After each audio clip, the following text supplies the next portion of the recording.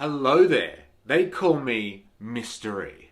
Now, there is a fantastical belief out there that the free market is this amazing force that just makes the world a better place, where businesses are free to exist and function independently in the economy and society, bringing balance to the force.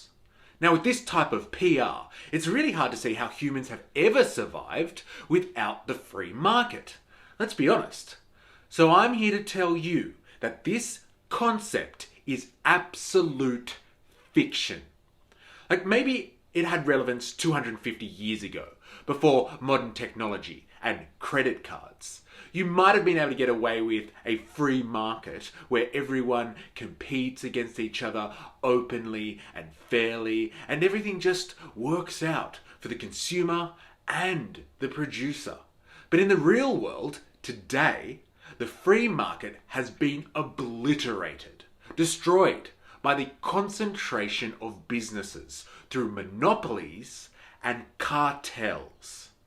But what are these things, and where did they come from? My name is Mystery. For reasons unknown, I have been thrown back into the past almost 100 years, and this is my story. A monopoly is exactly as the board game suggests. It is the domination of an entire market or industry by a small number of companies, or maybe even just one. A cartel is a collection of monopolists or large players in an industry or market that work together to manipulate it. Importantly, for their own benefit, i.e. profit, not to provide better commodities for consumers. Now, you're probably familiar with these two terms, and for good reason. They aren't rare and unusual phenomena. They are the basis of the entire world economy at varying scales. In some industries, like the car industry, high-tech industries, construction, resources, clothing, fast food, pharmaceuticals, agriculture, etc., you just have a handful of companies or brands that just control everything. Now, when you say it like that, most people just think, well, duh, that's just how it works. But where is the free market in that? Now, let's talk some examples, shall we?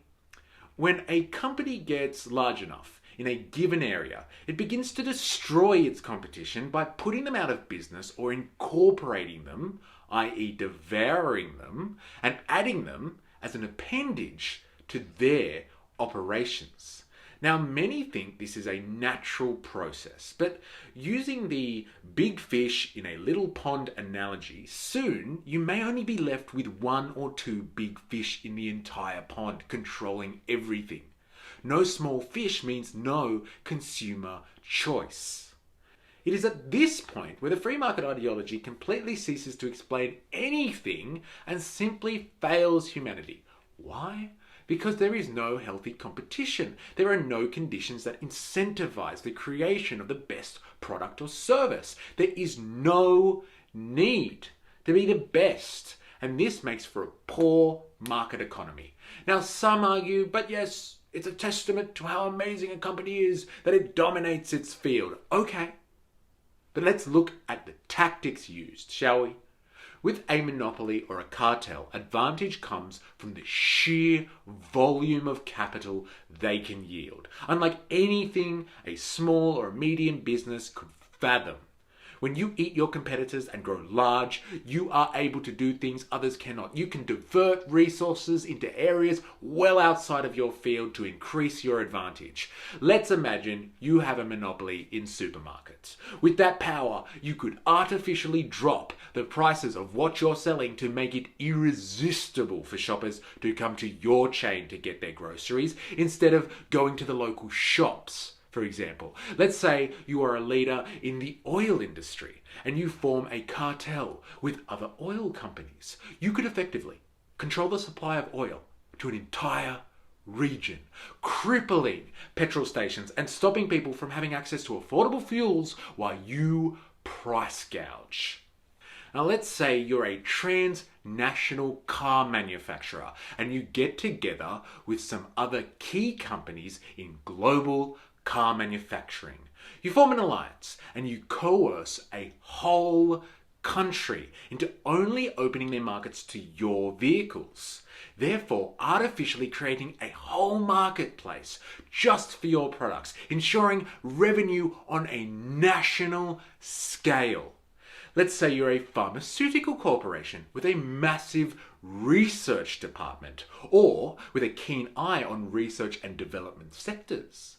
You become aware of an innovation or a breakthrough that might displace some of your top-selling products. What else do you do but buy the patent for that breakthrough and lock it up in a vault somewhere to ensure your current investments are not harmed and your predicted revenue stream is not affected?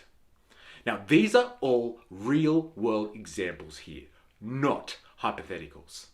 Now, where is the free market in any of this?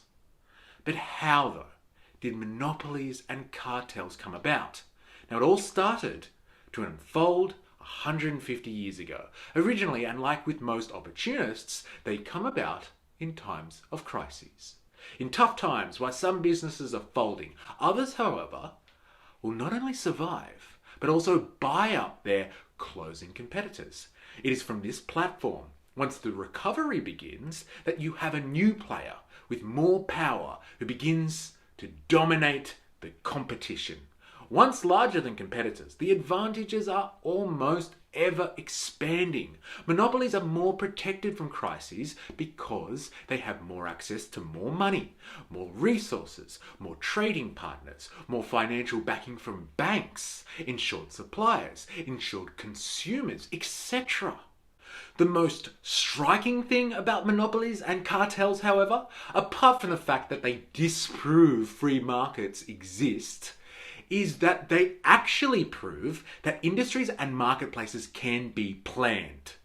It's actually really ironic that monopolists would prove that socialization of production can occur and quite effectively. Now, what do I mean by that? Monopolies and cartels prove socialism can work.